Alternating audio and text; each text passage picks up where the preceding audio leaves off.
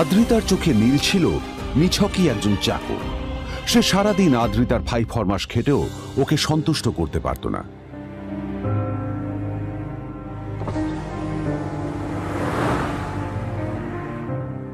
এত কিছুর পরেও কেন একজন ধনী বাবা তার মেয়েকে গরিব ছেলের সাথে বিয়ে দিলেন?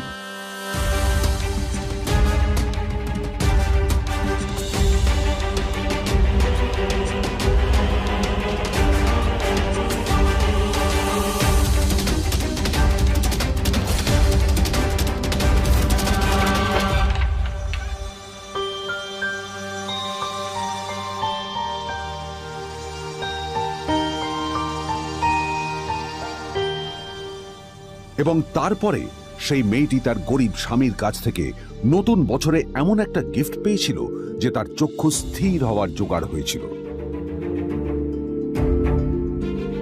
আর ওর স্বামী সম্পর্কে সত্যিটা জানার পর তো ও প্রায় অজ্ঞান হয়ে গিয়েছিল।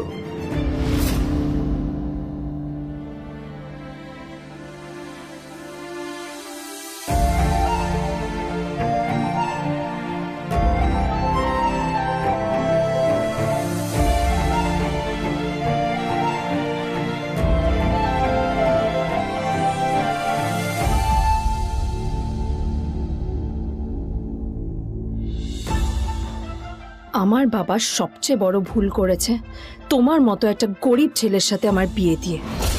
আমার সব বন্ধুদের স্বামীরা ওদের কত দামি দামি গিফট দেয়, আর তুমি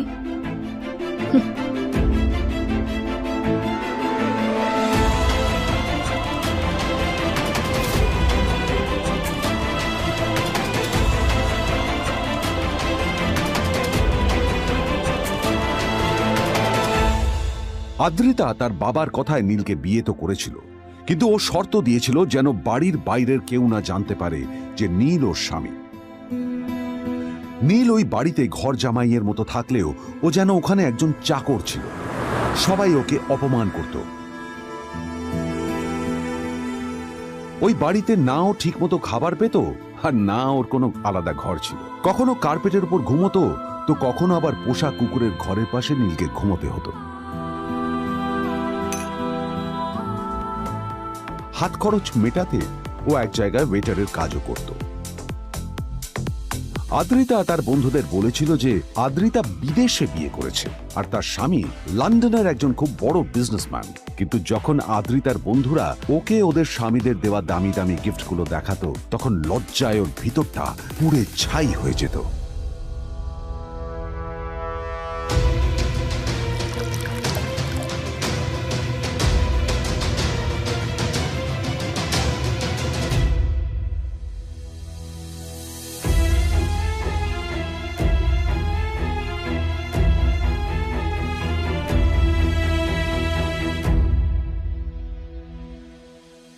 এই যে শোনো, নিউ ইয়ারে আমার একটা গিফট চাই তোমার থেকে। আর গিফটটা যেন দামি হয়, হ্যাঁ, মানে খুব দামি, কয়েক লাখ টাকা। ওকে? কয়েক লাখ টাকা? কিন্তু অদ্রিতা, এত টাকা আমি একসাথে কখনো দেখিনি। তোমাকে এত দামি গিফট আমি কি করে দেব? এটা তো তোমার বিয়ে করার আগে ভাবা উচিত ছিল। একজন পুরুষ মানুষ হয়ে নিজের স্ত্রীর এইটুকু ইচ্ছা তুমি পূরণ করতে পারবে না? স্ত্রীর এই কথাগুলো নীলকে আহত করে। নিঃশব্দে ওখান থেকে চলে যায় নীল।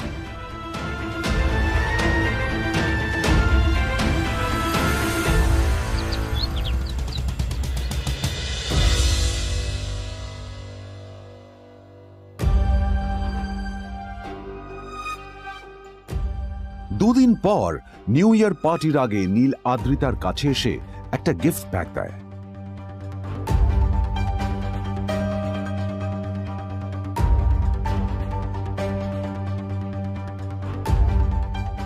আদ্রিতা মুখ বেজার করে বাক্সটা খুলল, তবে তারপর বাক্সের ভেতরে গিফটটা দেখতেই ও চমকে গেল।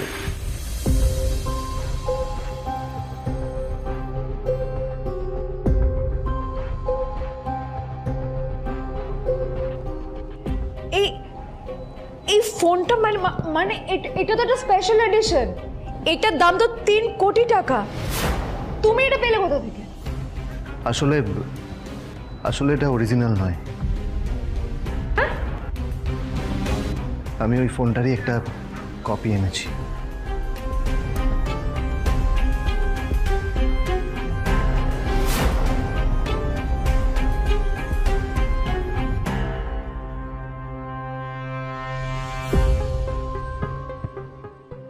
কিন্তু আদ্রিতার নীলের কথায় একটু সন্দেহ হয়, কারণ ফোনটা দেখে একেবারেই আসল বলেই মনে হচ্ছিল। পরের দিনই আদ্রিতা ওই কোম্পানির শোরুমে গেল। এই ফোনটা একটু দেখুন না প্লিজ। ওয়াও, আচ্ছা ম্যাম, আপনি কি মিস্টার রয় চৌধুরীর বন্ধু? কে মিস্টার রয় চৌধুরী? ও আপনি কি ওই রয় চৌধুরী গ্রুপ অফ ইন্ডাস্ট্রিজের মালিকের কথা বলছেন? হ্যাঁ। না না, আমি ওনাকে চিনি না। আমি কেন, আমার মনে হয় কেউই ওনাকে চেনে না। বড় বড় মানুষেরাই ওনা দেখা পান না। আমিও কোনোদিন ওনাকে দেখিনি, কিন্তু সাডেনলি আপনি এই প্রশ্নটা করলেন কেন? অ্যাকচুয়ালি ম্যাম, আপনার হাতের এই ফোনটা আসলে এটা ফোনের স্পেশাল এডিশন। এই কাটিং, এই ডিজাইন, এই লোগো, এটা জাল করা ইজ নেক্সট টু ইম্পসিবল। আর গোটা ভারতে বিক্রি হওয়া এই ফোনের সেকেন্ড পিস এটা, যেটা মিস্টার রয় চৌধুরী কিনেছিলেন। সেজন্য জিজ্ঞেস করছি ম্যাম, আপনি এই ফোনটা কোথা থেকে পেলেন? তবে কি নীলই মিস্টার রয় চৌধুরী, নাকি নীল এই ফোনটা চুরি করেছে? বেকার নীলের কাছেই কোটি টাকার ফোন কোথা থেকে এলো? নীলের সত্যিটা তাহলে কি? আর ও যদি সত্যি বড় লোক হয়ে থাকে, তবে ওর নিজের শ্বশুর বাড়িতে খরচামাই হয়েই বা থাকে কেন? আদ্রিতা এসব কথাই মনে মনে ভাবছিল। তবে আদ্রিতার বিশ্বাস ছিল যে কোনো না কোনো মতলব করেই নীল এই ফোনটা আদ্রিতার জন্য নিয়ে এসেছিল। কিছুদিন পর আদ্রিতা সেই ফোনটার কথা ভুলে গেল। নীল সকাল সকাল ঘুরতে বেরিয়েছে বাইরে।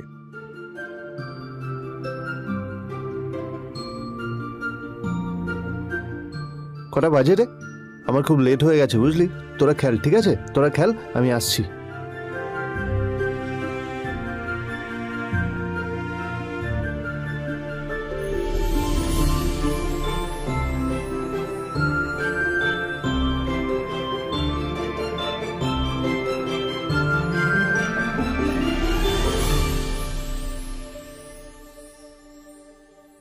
নীল, জল পড়ছে না কেন দেখো না। নীল, নীল, নীল কোথায় গেল? নীল,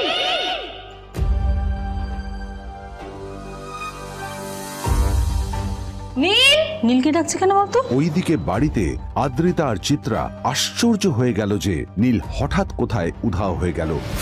মা তোমাকে কিছু বলে গেছে নীল? হ্যাঁ, কোথায় গেছে ও? না, আমি ওর কোনো খোঁজ খবর রাখি না। আমার একটা কথা মনে হচ্ছে, ওকে না এবার একটু শীতে করতে হবে। একটা কাজে যদি আসতো ছেলেটা, যখনই কোনো কাজের কথা বলি ভ্যানিশ হয়ে যায়। আমি ওকে বলেছিলাম আর&বি গোল্ডেন ডায়মন্ডস থেকে আমার সেটটা নিয়ে আসতে, আনেনি। আনেনি। আজকেও ভালো করে অফিসে নিয়ে যাব, ভ্যানিশ হয়ে গেল। কোথায় গেল কে জানে। আমার ভাগ্যেই জুটেছে এরকম একটা ছেলে। এই যে তুমি তুমি কেন বিয়েটা দিয়েছিলে আমাকে? এটা আবার কি বলছিস? আমার কি দোষ? দেখ, ওই অসভ্য ছেলেটার সাথে বিয়ে দিতে চাইনি। যা করেছে তোর বাবা করেছে, এটা আমার কোনো দোষ। তখনই হঠাৎ নীল সেখানে এসে উপস্থিত হলো, কিন্তু ও দুজনকে উপেক্ষা করে ভিতরে চলে যাওয়াই শ্রেয় মনে করল। এই যে লাট সাহেব ফিরলেন রাজকার্য করে। এদিকে এসো, তোমার ফাঁকিবাজির আলোচনাই এখানে চলছে। মা এসো। প্লিজ থাক, মা থাক, ভাল লাগছে না। এমনিতেই অফিসের জন্য আমার লেট হয়ে যাচ্ছে, আর বিজন আমার ওয়েটও করছে। বিজনের নাম শুনেই নীলের মুখটা ফ্যাকাশে হয়ে গেল। আদ্রিতা নীলকে উপেক্ষা করেই বলল, আরে যে এই ছেলেটার মতো আর একটা ফাঁকিবাজ না তুমি পাবে না। তুমি কেন দাঁড়িয়ে আছো? এই যে শোনো শোনো শোনো শোনো, দাঁড়িয়ে আছো কেন? তোমাকে আমি বলেছিলাম আর&গোল্ড ডায়মন্ডস থেকে সেটটা তুলেছো, তোলোনি তো। এইটা চাই না আমার। তুমি আমার সাথে অফিসে যাবে, ফেরার পথে তুমি সেটটা নিয়ে আসবে। তোমার জন্য সবসময় লেট হয় অফিসে, তোমার জন্য বিরক্ত লাগে। আর ব্যাগটা নিয়ে ওর পেছন পেছন কোথায় যাচ্ছ? যা দিয়ে ওখানে রেখে এসো। নীল চিত্রার সাথে মাঝে মাঝে ঝগড়া করলেও তার স্ত্রী আদ্রিতার সাথে ও কখনো ঝগড়া করতো না। সত্য সব অপদার্থ।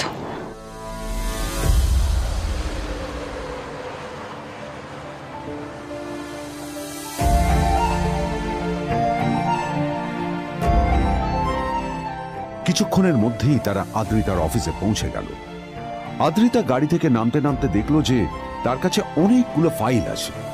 নীলের দিকে তাকিয়ে ওকেই ফাইলগুলো নিয়ে ভেতরে আসতে বলল। চলো, হা করে দাঁড়িয়ে আছো কেন? ফাইলগুলো নিয়ে ভেতরে এসো।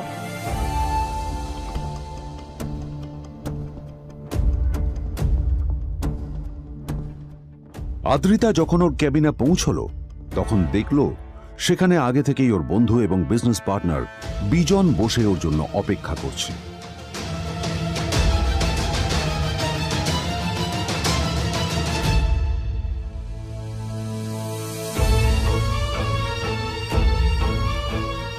কোথায় ছিলে বলো তো?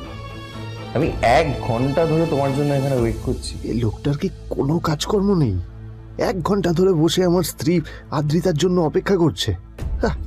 সরি বিজন, আমি খুবই দুঃখিত যে বাড়ির কিছু লোকের জন্য না আমার সবসময় লেট হয়ে যায়। আদ্রিতার কথা শোনার পর বিজনের 1 ঘন্টা অপেক্ষা করার অভিযোগ 1 মুহূর্তের মধ্যে মিলিয়ে গিয়েছিল। কি হলো, হাসছো কেন? লটারি পেলে নাকি? লটারি? হ্যাঁ, তুমি আসা মানে আমার কাছে লটারির থেকেও বেশি দাম। তবে তার থেকে কিঞ্চিত কম দামি একটা গিফট আমি তোমার জন্য এনেছি।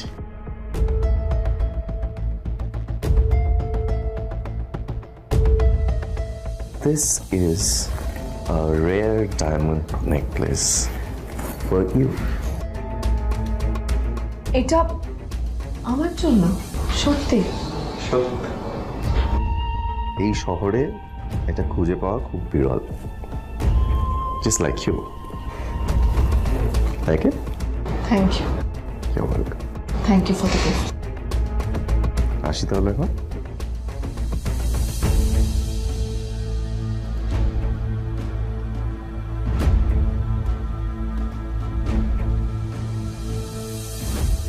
আদ্রিতা, আমি আজ পর্যন্ত তোমাকে কোনো রকম উপদেশ দিইনি, কিন্তু আজ আমি তোমাকে বলতে বাধ্য হচ্ছি। এই যে এই লোকটা তোমাকে শুধুমাত্র ইমপ্রেস করার জন্য একটা নকল সস্তার হীরের গয়না দিয়ে গেছে। এরকম একটা লোকের সাথে তোমার মেশা উচিত না। ভবিষ্যতে কিন্তু তুমি বিপদে পড়বে। আদ্রিতা, আমি তোমাকে কথা দিচ্ছি, আমি তোমার জন্য আসল রেয়ার একটা হীরের গয়না এনে দেবো, এর চেয়েও দামি, এর চেয়ে অনেক অনেক বেশি দামি। তার জন্য আমাকে যাই করতে হোক না কেন, আমি তোমাকে একদিন ঠিক এনে দেবো তোমাকে। তাদের বিয়ে হয়েছে 2.5 বছর। এর মধ্যে প্রথমবার তার মনে হলো নীল তার জন্য লড়াই করছে। নীলের এই রূপটা দেখে আদ্রিতা চমকে গেল। আজ প্রথমবারের মতো আদ্রিতার মনে প্রশ্ন এলো, নীলকে নিজের থেকে দূরে সরিয়ে রেখে আমি কি কোনো ভুল করছি? না না, এটা আমি কি ভাবছি? বিজন আমার বিজনেস পার্টনার, ও আমাদের মেইন ইনভেস্টর। নীলের এই অ্যাকশনের কারণে বিজন আমার কোম্পানি থেকে ব্যাক আউট করে গেলে কি হবে? না না না না না, নীলের জন্য আমি আমার এত বছরের পরিশ্রমকে জলে দিতে পারি না। আমার নীলকে নয়, আমার বিজনকে প্রয়োজন। এইসব ভাবতে ভাবতে আদ্রিতার নীলের ওপর রাগ হতে শুরু করে। আদ্রিতার রাগ তখন চরমে উঠে যায়। আজ প্রথমবার নীল আদ্রিতার সাথে খারাপ ব্যবহার করেছে। How dare you! তোমার এত বড় সাহস! হ্যাঁ, তোমাকে কে অধিকার দেয় বলো তো যে তুমি আমারই অফিসে দাঁড়িয়ে আমাকেই এতগুলো উল্টোপাল্টা কথা তুমি শোনালে? তোমাকে এখানে আনাই আমার ভুল হয়েছে, সবচেয়ে বড় ভুল হয়েছে। এবার চুপচাপ এখান থেকে বেরিয়ে যাও, right now. Get out! Neel আদ্রিতার এই কথার কোনো উত্তর দিল না। নীল জানতো যে ও যতই কথা বাড়াবে আদ্রিতা ততই বেশি রেগে যাবে। আদ্রিতা যেন তেন ভাবে নিজের রাগ চেপে ব্যাপারটা ওখানেই শেষ করার চেষ্টা করলো, কিন্তু ও তো জানতো না যে ব্যাপারটা তখন সবে শুরু হয়েছে। কি হলো, শুনতে পাচ্ছিস না? কালা নাকি? আমারই সামনে দাঁড়িয়ে আমার কেনা গিফট নিয়ে তুই মজা করলি? কত বড় সাহস রে তোর! নিজেকে তো বিক্রি করে দিলে ওরকম একটা ডায়মন্ড নেকলেস তুই কিনতে পারবি না। তোর এই গরিবের পারফিউম, সস্তা শার্ট, পায়ে একটা ফাটা চপ্পল নিয়ে নিজেকে বড় হিরো মনে করছিস? তোর নিজের কত দাম সেটা তোর নিজের জানা উচিত। Zero, big zero. সালা খরচা মাই চল।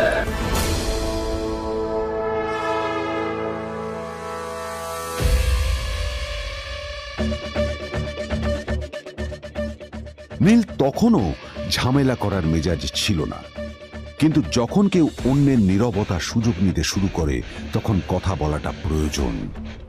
নীল আঙুল তুলে পেছনের দিকে ইশারা করে। প্রথম কথা, ওই যে ওখানে দাঁড়িয়ে আছে, ও আমার স্ত্রী।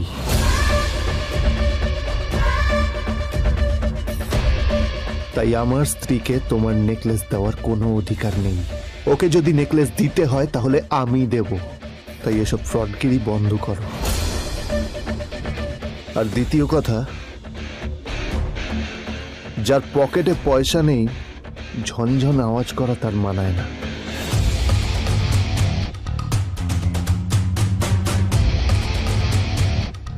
নীল বিজনকে তার সোয়াগ দেখিয়ে বেরিয়ে গেল।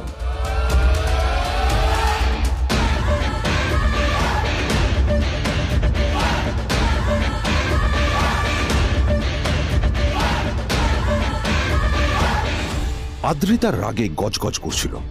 ওর জ্বলন্ত চোখের সামনে শুধু নীলের মুখটা ভেসে উঠছিল। ও যতই নীলের কথা ভাবছিল ততই ওর রাগ বেড়ে যাচ্ছিল। গত কয়েক মাস ধরে আদ্রিতার কোম্পানির অবস্থা একেবারেই ভালো ছিল না। আদ্রিতা তা সামলানোর আপ্রাণ চেষ্টা করছিল। কি যে করবেও সেইটাই বুঝে উঠতে পারছিল না। তারপর বিজনের সাথে ওর দেখা হলো, আর তখনই বিজনের সাথে ওর বন্ধুত্ব হলো। বিজন একটা খুব বড় পরিবারের সদস্য। আজ বিজন শুধুমাত্র আদ্রিতার কোম্পানির একজন বিজনেস পার্টনারই নয়, সাথে বড় ইনভেস্টরও। আর শুধুমাত্র বিজনের কারণেই আদ্রিতার কোম্পানি এখনো চলছে। এই কোম্পানির সমস্ত লস বিজনই বহন করে এবং আদ্রিতারও ওকে তাই খুব প্রয়োজন। বিজনের সাথে বন্ধুত্ব করা আদ্রিতার পক্ষে সহজ কাজ ছিল না। অনেক কাঠখড় পুড়িয়ে আদ্রিতা ওর কাছাকাছি এসেছিল। সবকিছু ঠিকঠাকই চলছিল, সবকিছুই আদ্রিতার প্ল্যান অনুযায়ী হচ্ছিল, কিন্তু নীল আজ এসে সবকিছু নষ্ট করে দিল। জাস্ট কি দরকার ছিল বুঝতে পারছি না। কি দরকার ছিল নীলের বিজনকে এতগুলো কথা শোনানোর? এবার বিজন আমাকে টাকা দেবে কিনা সেটাও জানি না। আমার কোম্পানিতে ইনভেস্ট করতে চাইবে কিনা সেটাও বুঝতে পারছি না। কি করব?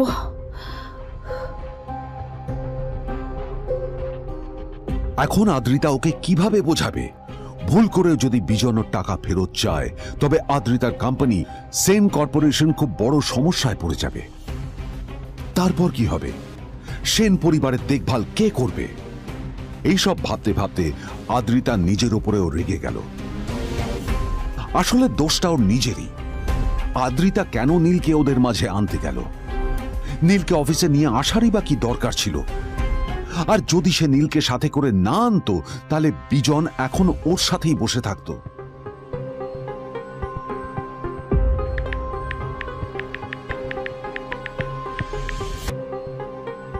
প্যামেলা, আমি মিটিংয়ে বেরোবো, আমার চেঞ্জটা একটু নিয়ে এসো প্লিজ। Thank you. আর অন্যদিকে সেন কর্পোরেশনের অফিস থেকে বেরিয়ে নীলের খুব ফুরফুরে লাগছিল। তখনই হঠাৎ ওর ফোনটা বেজে উঠল। ফোনটা ছিল মিস্টার রায় চৌধুরীর। তিনি ছিলেন শহরের সব থেকে বড় বিজনেসম্যান। হ্যাঁ মিস্টার রায়চৌধুরী, আমি আপনাকেই ফোন করতে যাচ্ছিলাম। আমি একজন বিশেষ লোকের সাথে তোমার একটা মিটিং ফিক্স করেছি। ওর অ্যাড্রেস আমি তোমাকে টেক্সট করে দিয়েছি। আমি চাই তুমি ওই লোকটার সাথে মিট করো। ঠিক আছে, আমি যে কোনো কারোর সাথে দেখা করতে পারি, কিন্তু তার জন্য আপনাকে আমার দুটো শর্ত মানতে হবে। প্রথমটা, আমার জন্য একটা রেয়ার হীরের নেকলেস আপনাকে জোগাড় করে আনতে হবে। আর দ্বিতীয়টা, আমি আপনাকে টেক্সট করছি, এটাও কিন্তু একই রকম জরুরি। এই দুটো কাজ আপনাকে যত তাড়াতাড়ি সম্ভব করে ফেলতে হবে আমার জন্য, ঠিক আছে? তোমার অ্যাকাউন্টে কিছু টাকা পাঠিয়েছি। কিছু জামা কাপড় কেনো, যাতে তুমি ভদ্র সমাজে আসার যোগ্য হও আর তোমাকে আমি স্বামীর পরিচয় দিতে লজ্জা না পাই। তোমার কারণে আমার পরিবার লজ্জা পাবে, আমি সেটা চাই না। যখনই দেখি তখনই তুমি ভিকিরির মতো ছেঁড়া ফাটা জামা কাপড় পরে থাকো। আসলে আদ্রিতার বাড়িতে আজ ফ্যামিলি ডিনার পার্টি ছিল, আর শেষবার নীলের জন্য ওকে অনেক ঝামেলা পোহাতে হয়েছিল। মেসেজ পড়ে নীল ফোনটা নিজের পকেটে রেখে রাস্তার ধারে গিয়ে একটা ট্যাক্সি থামানোর জন্য হাত বাড়িয়ে দিল। নীল ট্যাক্সি ধরে গোল্ডেন সিটি অ্যাভিনিউর দিকে বেরিয়ে পড়ল। গোল্ডেন সিটি অ্যাভিনিউ শুধু কলকাতারই নয়, এটা ছিল সারা পশ্চিমবঙ্গের সবচেয়ে বিলাসবহুল সোসাইটিগুলোর মধ্যে একটা। আসলে এই সেই জায়গা যেখানে মিস্টার রায়চৌধুরী আজ তার জন্য গোপন মিটিং ফিক্স করেছিলেন। কিন্তু নীল কার সাথে দেখা করতে যাচ্ছে এ সম্পর্কে ওর কোনো ধারণাই ছিল না। যখন নীল সেখানে পৌঁছলো, পুলভিলার বাগানে বসে থাকা লোকটিকে দেখে রাগে নীলের রক্ত ফুটতে শুরু করলো। নীল ওখানে না দাঁড়িয়ে বেরিয়ে গেল। তখনই হঠাৎ একটা মেসেজ এলো। আসলে আজ আদ্রিতার ফ্যামিলি গ্যাদারিং এ যাওয়ার আগে নীলকে ওর হাই স্কুলের রিইউনিয়নেও যেতে হতো। গ্র্যাজুয়েশনের পর এত বছরে এই প্রথম নীল তার কোনো কলেজ বা স্কুলের রিইউনিয়নে যাচ্ছে। এতগুলো বছরে নীল তার কোনো বন্ধুর সাথেই দেখা করেনি। নীলের তার পুরনো সহপাঠীদের কথা মনে পড়তে লাগলো, যাদের সাথে ও স্কুলে মজা করত। আজ আবার ওদের সকলের সাথে নীলের দেখা হবে।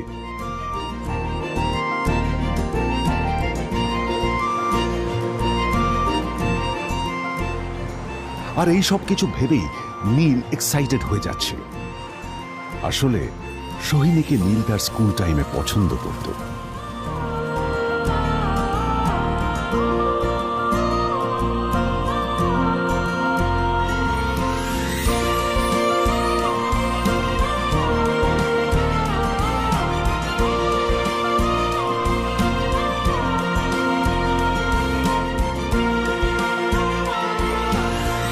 অন্যদিকে সেম কর্পোরেশনে ইনভেস্টরদের সঙ্গে আদ্রিতার মিটিং একেবারেই ভালো যায়নি।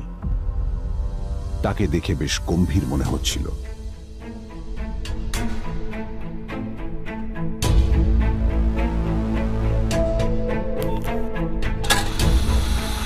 ভাই, পৃথিবীতে এমন লোকও আছে, কি দিমাগ দেখলি? হ্যাঁ, কাজকর্ম তো কিছু করার নেই, আর কিছু করেও না। হ্যাঁ, শুধু চলে এসছে আমাদের ম্যাডামকে রাখাতে। এই 1 বছরে না কিচ্ছু বদলায়নি। আরে আমি তো ভেবেছিলাম যে এর সাথে ম্যাডামের আর কোনো সম্পর্কই নেই, কিন্তু না, এখন যা দেখছি উল্টে ম্যাডামের মাথায় উঠে নাচছে। আমার মাঝে মাঝে মনে হয় এদের দুজনের বিয়ে কিভাবে হলো। আর বিয়ে তো অনেক পরের কথা, 2 বছর হয়ে গেল এদের এখনো ডিভোর্স হলো না। হ্যাঁ, আমার তো ভাবলে কিরকম অবাক যা লাগছে। বলেছিস।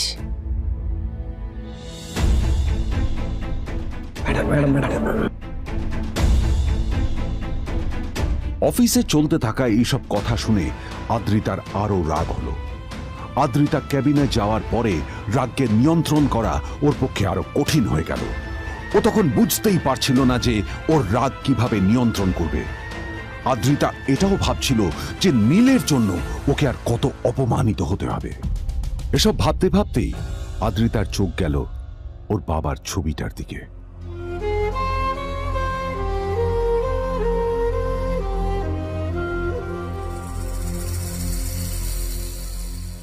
আমি তো তোমার সবচেয়ে প্রিয় মেয়ে ছিলাম বাবা, তাই তাই আমি সবসময় ভেবেছি যে তুমি আমার জন্য যাকে সিলেক্ট করবে সে সব থেকে শ্রেষ্ঠ হবে। তাই আমি নিজে থেকে কখনো কোনো রিলেশনশিপে যাইনি, আর তোমার কাছে বিয়ের কোনো শর্তও রাখিনি। কিন্তু কিন্তু তুমি না আমার সাথে কি করলে? এই গাধাটার সাথে আমাকে বিয়ে দিলে। আমার আমার জীবনটা নষ্ট হয়ে গেল, শেষ হয়ে গেল।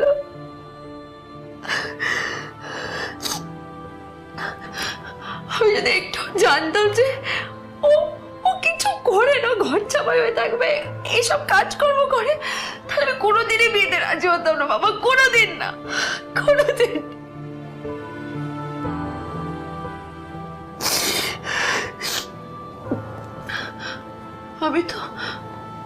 আমি তো সবসময় ভাবতাম যে বাবা মারা তাদের সন্তানের ভালো চায়, কল্যাণ চায়, তাদের জন্য চিন্তা করে,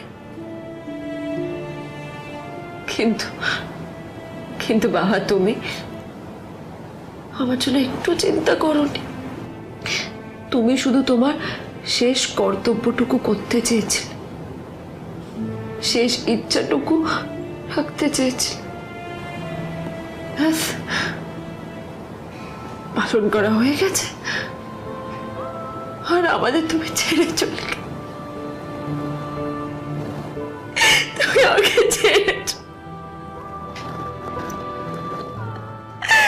চলে গেলে। অন্যদিকে নীল রিইউনিয়ন পার্টির জন্য হোটেল প্রাইম স্টারের দিকে রওনা হলো। হোটেল প্রাইম স্টার ছিল শহরের সবচেয়ে দামি হোটেল। ওখানে শহরের সব বড় লোকেরা যাতায়াত করত। নীল যখনই তার পুরনো বাইকটা নিয়ে ওখানে পৌঁছলো, ওর পুরনো জামা কাপড়, পুরনো বাইক আর ওর পায়ে ছেঁড়া চপ্পল দেখে সিকিউরিটি গার্ড ওকে গেটের বাইরেই আটকে দিল। থাম থাম, এই কোথায় যাচ্ছিস শালা ভিখিরি? না না দাদা, আপনি আমাকে ভুল বুঝছেন। আসলে আমাকে ইনভাইট করা হয়েছে, আমি এই হোটেলেই এসেছি। শালা মিথ্যে কথা বলার জায়গা পাস না? হ্যাঁ, মিথ্যে কথা বলার আগে নিজের চেহারাটা তো দেখতিস। এটা একটা প্রাইম হোটেল, বুঝেছিস? এখানে সব শহরের বড় বড় লোকেরা তাদের বড় বড় গাড়ি নিয়ে আসে। শালা তোর মতো একটা ভিখিরি একটা ফ্যাট প্যাটে আওয়াজ বের করা বাইক নিয়ে চলে এসেছিস, আর আমি তোকে ঢুকতে দেবো? না দাদা, আমাকে ইনভাইট করা হয়েছে। আমাকে শুনুন, শুনুন না, আরে চল, আমাকে একবার ঢুকতে দিন আমাকে। নীল পড়ে যেতেই একটা দামি গাড়ি ওখানে এসে দাঁড়ালো। এই গাড়িটি আর অন্য কারো নয়, হোটেল প্রাইমের মালিক মিস্টার খান্নার ছিল। কি হচ্ছে কি এটা? হোটেলের গেটের সামনে এসব এসব ক্যাশ চলছে এখানে। হোটেলের বদনাম হবে না এতে? স্যার দেখুন না, এই যে ভিখিরিটা হোটেলে ঢুকতে যাচ্ছে, আমি বারণ করছি, শুনছে না স্যার? শালা, আপনি কি করতে আছেন? কে, কি হচ্ছে দেখি দেখি কে?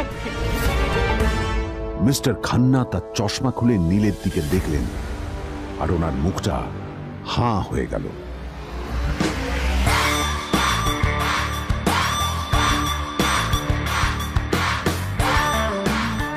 নীল স্যার, আপনি?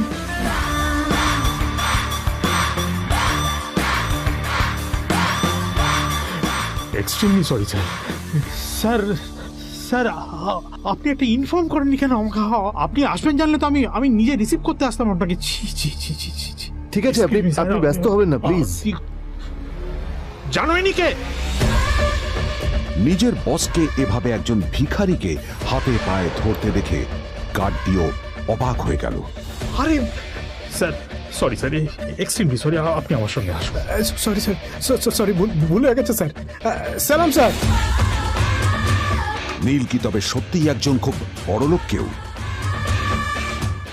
জানতে পকেট এফএম এর এই সম্পূর্ণ গল্পটি শুনুন, বস দুনিয়া যার বসে, যেটা ভারতীয়রা সবচেয়ে বেশি শুনছে। বিনামূল্যে গল্প শুনতে নিচের ইনস্টল বাটনে ক্লিক করুন এবং পকেট এফএম ডাউনলোড করুন।